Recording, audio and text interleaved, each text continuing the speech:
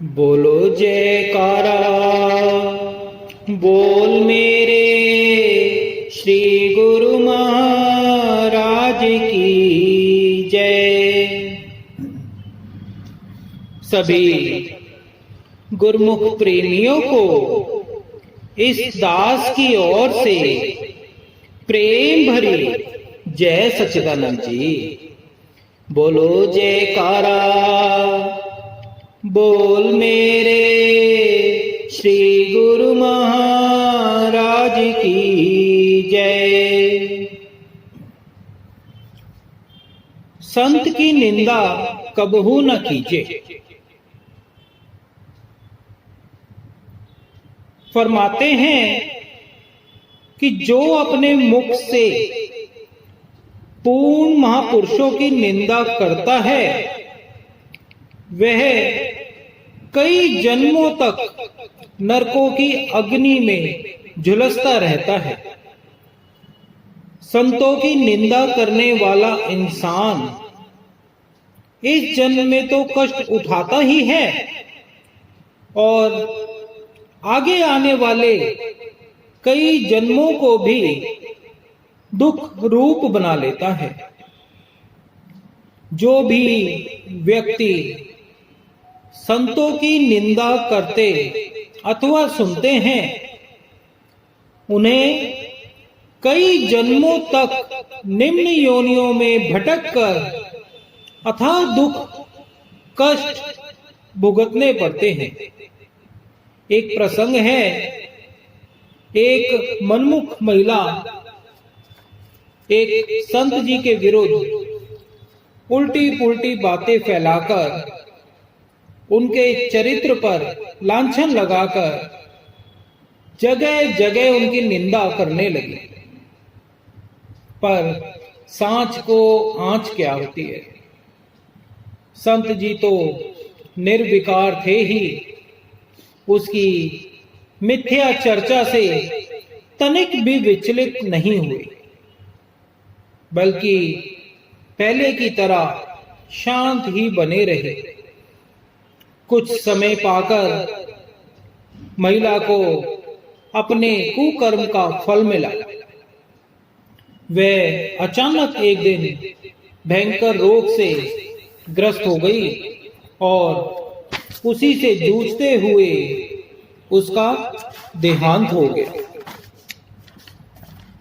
हर युग में निंदकों के साथ कुछ ऐसा ही हुआ है। प्रभु सदा अपने सेवकों की लाज रखते आए हैं। नरसिंह भगत जी इतनी श्रद्धा व प्रेम से भगवान के सम्मुख केदार राग गाते थे कि भगवान प्रसन्न हो अपने गले की फूल माला उनके गले में डाल दिया करते थे।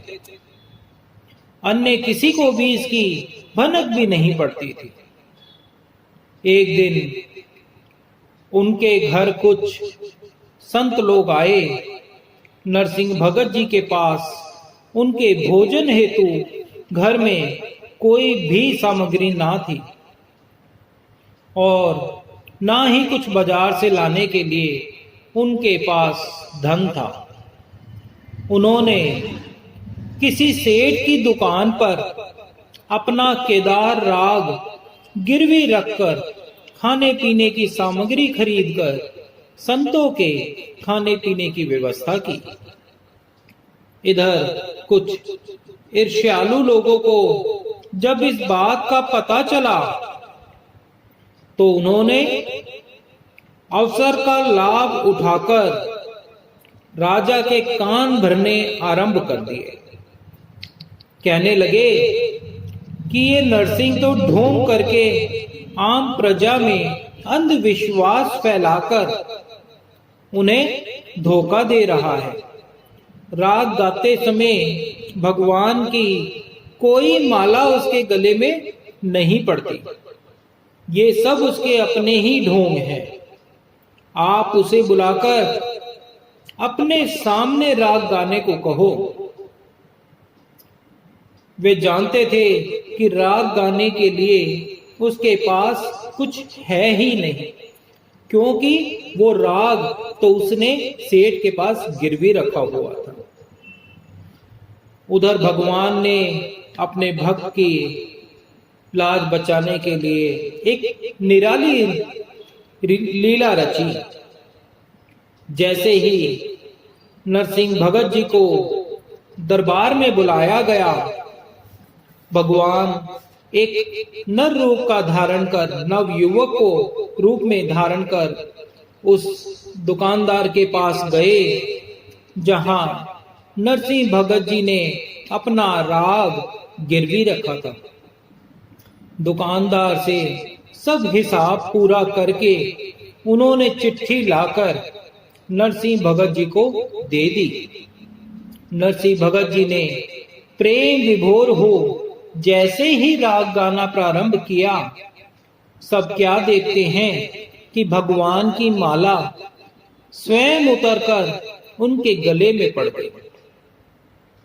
नरसिंह भगत जी के निंदकों को राजा ने कड़ी सजा दी और उन्हें इतनी उच्च अवस्था में पहुंचा हुआ जान राजा खुद उनकी शरणागत हुआ।